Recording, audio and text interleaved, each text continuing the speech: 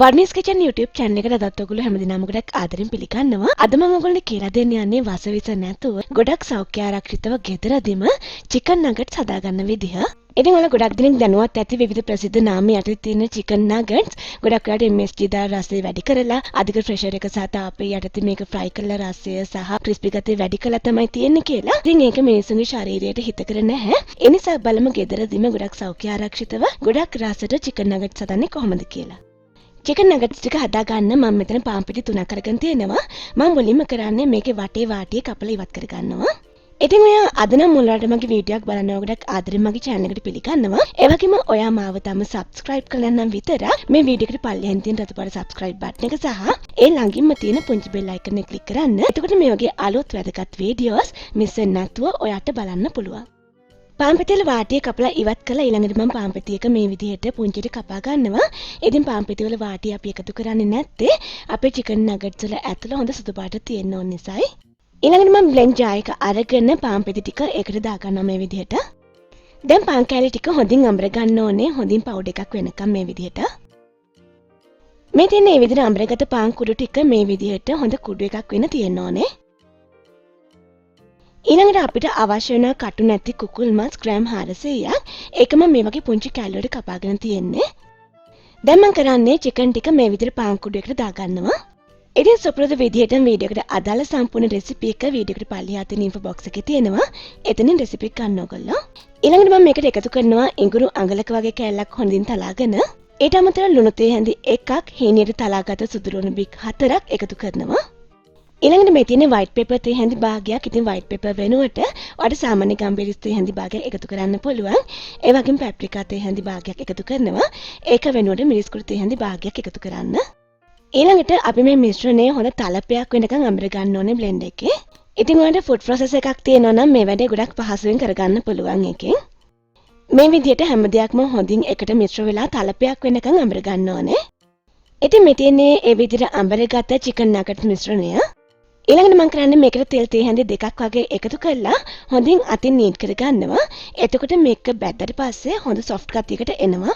සාමාන්‍ය විනාඩි 2-3ක් හොඳින් නීට් කරගන්න. ඒ වගේම මෙතනදී මිශ්‍ර වෙලා නැති දේවලුත් හොඳින් මිශ්‍ර කරගන්න එකට.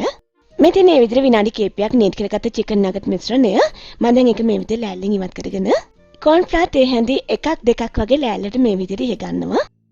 ඉතින් corn flour එකතු කරපුවාම අපේ chicken nuggets වල හොඳ crispy ගතියක් එනවා. ඔයාලට corn flour නැත්නම් ලෑල්ලට පොල් තෙටියක් ගන්න. ගාලා chicken මිශ්‍රණය මෙන්න මේ විදිහට හොඳින් අතුර ගන්න ලෑල්ලේ. ඊළඟට තවත් තෙල් තේ හැඳි 1-2ක් වගේ chicken එකේ මතු පිටට මෙහෙම ගාලා හොඳින් තුනී කරගන්න ඕනේ. chicken මිශ්‍රණය මේ විදිහට තුනියට කොටුවට තුනී කරගන්න. මේ විදිහට. ඊළඟට අපිට මේක මේ වගේ පුංචි කොටු හැඩයට කපා ගන්න පුළුවන්. ඉතින් අපි කඩෙන් ගන්න chicken nuggets නම් මේ විදිහට කොටුවට නෙමෙයි තියෙන්නේ. නමුත් අපිට පහසු විදිහට මෙහෙම කොටුවට කපා ගන්න පුළුවන්. මේක කපන්න පටන් ගන්න කලින් පීයට හොඳින් තෙල් ටිකක් ගාලා ගන්න. එතකොට පහසුවෙන් කපන්න පුළුවන්. ඊළඟට අපිට ගොඩක් පරිස්සමෙන් chicken nuggets කෑලි මේ විදිහට ඉවත් කර ගන්න පුළුවන් ලෑල්ලෙන්. ඊළඟට ආයෙත් ඔයගලන්ට මේ විදිහට හැඩය ලස්සනට හදා ගන්න පුළුවන්. ඉතින් මතක ඇතුව ලෑල්ලට තෙල් ටිකක් හරි corn flour ටිකක් හරි ඉහලා ගන්න. ඊළඟට තෙල් ටිකක් හොඳින් ගාගත ප්ලේට් එකක් උඩින් මේ විදිහට chicken nuggets තියා ගන්නවා මම. ඊළඟට අපිට chicken nuggets වල පිට තැවුරුම හදා ගන්න ලොකු බිත්තර එකක් අවශ්‍ය වෙනවා. බිත්තරේ මේ වගේ බෝල් එකකට කඩලා දාලා ඊළඟට මම fresh milk මේ සැඳි එකමාරක් එකතු කරනවා. ඊළඟට මේ දෙක මේ විදිහට හොඳින් මිශ්‍ර කරගන්න. ඊට අමතරව මේකේ පිට තවර ගන්න පාන් කුඩු ටිකක් අවශ්‍ය වෙනවා අපිට. මුලින්ම මම කරන්නේ chicken nuggets එකක් මේ විදිහට බිත්තර මිශ්‍රණයට දාලා හොඳින් බිත්තරකින් පොඟව ගන්නවා. ඊළඟට chicken nuggets එක මේ විදිහට ගෑරුප්පකින් උස්සලා වැඩිපුර තියෙන බිත්තර පෙරෙන්න ඉඩ හැරලා පාන් කුඩු එකට දා ගන්නවා. පාන් කුඩු මේ විදිහට හොඳින් තවර ගන්නවා.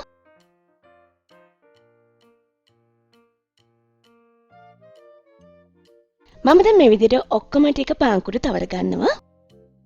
ඔයා මෙතනදී බිත්තර පාවිච්චි කරන්න අකමැති නම් අපි රෝල් වලට පාවිච්චි කරන පාන් පිටි බැටර් එක පාවිච්චි කරන්නත් පුළුවන් මේකේ දැවටුමට. chicken nuggets ඔක්කොම එකපාරක් මේ විදිහට කෝට් කරගෙන ඊළඟට ඔයගොල්ලෝ දෙවෙනි පාටත් මේ වගේ ඩබල් කෝට් කරගන්න පුළුවන්. එතකොට ගොඩක් ලස්සනට මේක බැද ගන්න පුළුවන්. ඉතින් මෙතන මම ඒ විදිහට හදාගත්ත chicken nuggets ටික ඕගොල්ලන්ට මේක deep freeze එකේ දාලා මාසයක් වගේ කාලයක් තියාගන්න පුළුවන්. ඔක්කොම එකපාරේ බදින්න නැතුව මමත් මේකෙන් භාගයයි බදින්නේ. ඊටු ටික deep freeze එකේ දාලා තියෙනවා. ෆ්‍රීසර් බෑග් එකකට දාලා මේක දාන්න. එතකොට ඔයගොල්ලන්ට පුංචි බබාලගේ ලන්ච් බොක්ස් වලටම පාවිච්චි කරන්න පුළුවන්. ඊළඟට චිකන් නගට්ස් වලින් භාගයක් මම මේ විදිහට බැද ගන්නවා. ලිපේ ගින්දර මධ්‍යම මට්ටමේ තියන්න තෙල් ටික හොඳින් රත් වෙලා තියෙන්න ඕනේ. ඉතින් ඔයගොල්ලෝ මේක ෆ්‍රයි කරනවා වෙනුවට යා ෆ්‍රයි එකේ දාලා එහෙම නැත්නම් oven එකේ දාලා බේක් කරලා ගන්න පුළුවන්. මේ ටික මේ විදිහට දෙපැත්ත හරවමින් මධ්‍යම ප්‍රමාණයේ ගින්දරේ හොඳින් බැද ගන්න. ඇතුළ හොඳින් බැදෙනකන්. ඉතින් ඔයාලට පේනවාද අපේ චිකන් නගට්ස් ටික මේ විදිහට ගොඩක් ලස්සන පාටකට බැදිලා තියෙන්නේ කියලා. මම දැන් මේක ඉක්මනින් තෙලින් ඉවත් කර ගන්නවා. මට සාමාන්‍යයෙන් චිකන් ග්‍රෑම් 400න් චිකන් නගට්ස් සාමාන්‍යයෙන් 30ක් වගේ හදාගන්න පුළුවන් වුණා. ගොඩක් ලොකු ඒවා. ඒ කියන්නේ කඩෙන් ගන්නවට වැඩිය ගොඩක් ලොකු ඒවා හැදුවේ. ඉතින් මේ වගේ ප්‍රමාණයක් අපි කඩෙන් ගන්න ගියා නම් ලොකු මුදලක් වෙනවා. නමුත් මේක අපි ගෙදර ගොඩක් අඩු වියදමකින් ගොඩක් සෞඛ්‍ය ආරක්ෂිතව වසවිස නැතුව හදාගත්තා. ඒ නිසා පවුලේ හැමෝටම ගොඩක් සතුටින් මේක කන්න පුළුවන්. ඉතින් මම ඔයගොල්ලන්ට ටිකක් කඩලා පෙන්නනවා ඇතුළ කොහොමද කියලා. ඔයාලට පේනද ඇතුළත් අපි කඩෙන් ගන්න චිකන් නගට්ස් වගේම ගොඩක් ලස්සන තියෙනවා කියලා.